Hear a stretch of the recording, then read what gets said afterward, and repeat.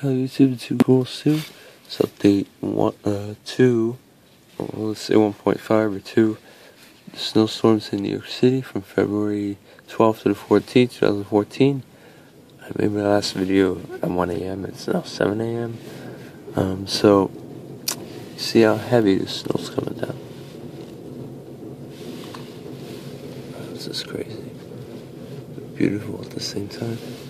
It's quite a storm. Really coming down heavy. It's a great storm so far. See the amount of snow outside. Looks like 4 inches so far. It looks real heavy. New York City schools are open.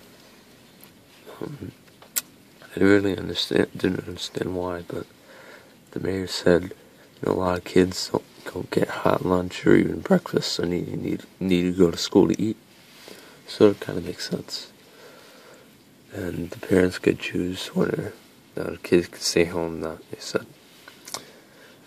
So, so, outside there's not much. I could see down the block, or I can't see how cold it is or anything. So, I think I'm going to end the video here. I'll make another video in a few hours, maybe around 10. Thanks for watching YouTube. Stay tuned for updates. Bye-bye.